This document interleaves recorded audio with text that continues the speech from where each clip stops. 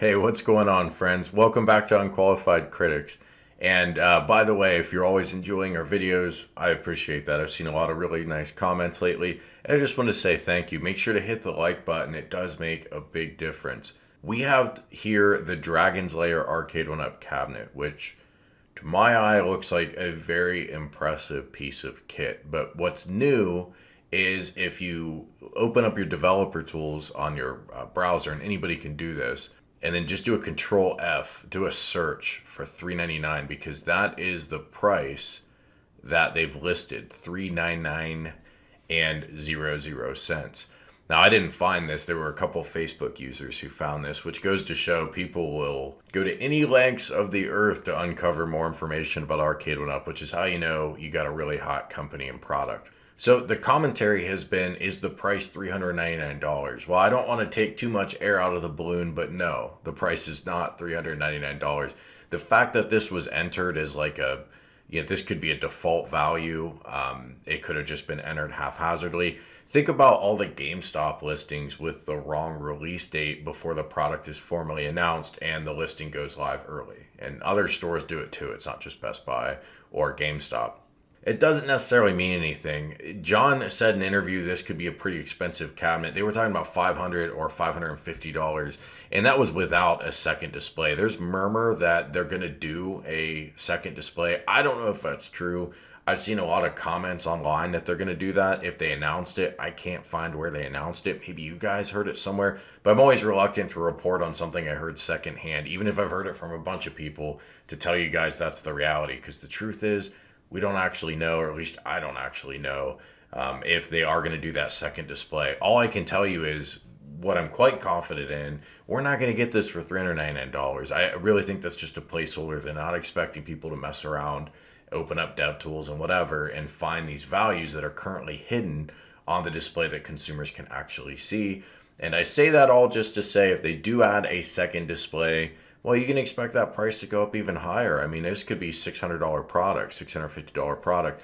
But we know one of the constraints here, the reason why Dragon's Lair is not announced for retail distribution, at least currently, and that could change, is because they think they're going to have to sell this direct because they think it's going to be outside of the price window of retailers. And I bet they're right, but I'll tell you guys, there is a world of premium retailers out there that might be interested in $600 high quality arcade cabinets. Think about Best Buy. In the back corner of some of the larger Best Buys, at least in the United States, and I think this is true in Canada too, they have a Magnolia Hi-Fi. It's like a store within a store. They sell higher end audio video equipment there than they do in just normal Best Buy's AV section.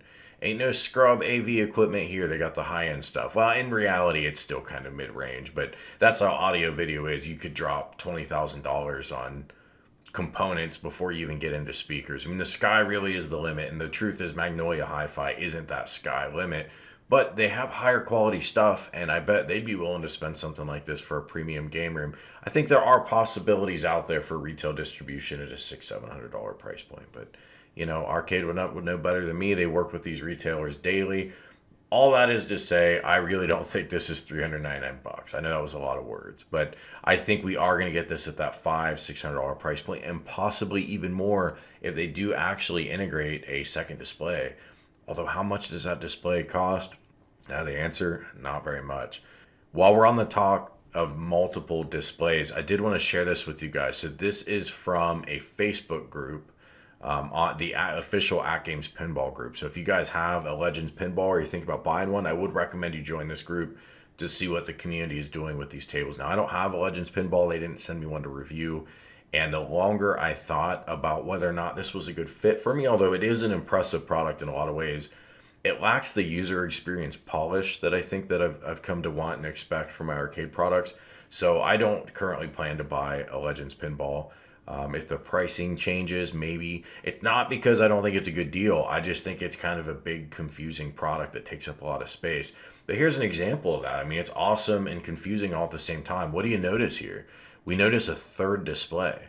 So we've got the back box display, which shows the artwork. That's currently live. We've got the playfield display that comes with the cabinet. That's currently live. But we have this third display. Instead of the goofy Games logo, a horribly placed logo on the basic product, in my opinion. We have an actual DMD, so you now have 3 displays. You're getting that full DMD readout. And looking at this, I can't help but think, man, that is how it should have been designed from the beginning. If they redesign the Legends Pinball, I hope they go this route and give us a 3rd display. And I would rather have a DMD display than the dynamic artwork, by the way. That's my opinion. And that, of course, is the direction Arcade 1UP went with their pinball. So you have options if that's your preference. Just wanted to point out this proof of concept. Now, this is not running on stock hardware. You're having to put a PC into this cabinet. You're basically building your own pinball from scratch. You're just starting with a shell. You're having to cut open this space here for an opening. It might even be easier to just simply buy an actual pinball shell from one of these custom build companies and go from there. I don't know that it makes sense to do the Legends Pinball and if you're going to mod it to this extent, but it is possible and it looks really badass. Next up, the Hylostick, or HyloX as it's being called, hack is now available for the MVSX. Now, we reported months ago the SNK team, well, I guess they're not technically SNK, although I think some of their employees are from the old days of SNK, but the Unico team, I should say, behind the MVSX, they did hire a guy who ran Hylostick, which is going to be a hack for you to get into the, I think it was the Neo Geo Fight Stick Pro or whatever. I don't know. I should know more about that product, but it didn't appeal to me, so I never bought it, and I never really watched a lot of content on it. But you guys know what I'm talking about. It's the SNK Fight Stick. You could use this Hylostick tool to play additional games. Well, I hope I didn't butcher that very much. Again, I'm really speaking out of left field on this because I just did not follow that product. But the MVSX is something I followed and I reviewed it, and it was a pretty good product. But it had a games list that, while I like the games list, I know a lot of you didn't. You felt like it was too fighter game heavy. Well, the Hylostick team is now engaged in the MVSX again through a hire, and now when you boot it, if you use this hack, you can pull up a different games list and boot games directly that way. When it comes to expanding your games list on the MVSX, you're about to have yet another option. So the Hylostick hack is available right now, but then going forward, you are going to be able to get packs of games officially provided from Neo Geo, and I'm sure these are going to be things that you load onto a USB stick. I don't know if they're going to sell the USB storage as an official expansion or they're going to sell this digitally and you supply your own USB stick. But the key is you will be able to officially add games. And what I've seen from some other posts in this group from people at the company, they're working on licensing arrangements with the game publishers and trying to figure out which games can be matched together for different pack releases. But I'm glad to see this kind of support after they've released the MVSX. I suspect that this cabinet has sold to their liking. I suspect we're going to see a version 2, but seeing the ongoing support of the existing version is fantastic news. And lastly, I want to talk just real quick about iiRcade. They continue to add new games to their store. So if you go to their website, there's going to be a store link at the top, or you can go to store.iircade.com/games. This is going to give you a list of available games. Keep an eye on this if you're an iiRcade owner, because, you know, really the magic here is only goes so far as the number of games you have. The games list you get out of the box is okay, but it's really nothing earth-shattering. But if you're thinking about whether or not you should buy a cabinet going forward, this is going to be the place where you want to check things out. My feedback, by the way, would be for these guys to add a list of new games so you can very easily identify the newest titles. They don't currently have that, but I think there's a lot of room for improvement here. I'd like to see reviews, user reviews on these games. I'd like to see demos potentially. I'd really like to see a browsable games list on the iiRcade itself when I turn it on, so I can see what I can add to it and not have to go through an app or a web store. But I hope these are things they'll implement over time, but right now they are doing a good job of adding additional games, so check out iiRcade. Thanks for watching, guys.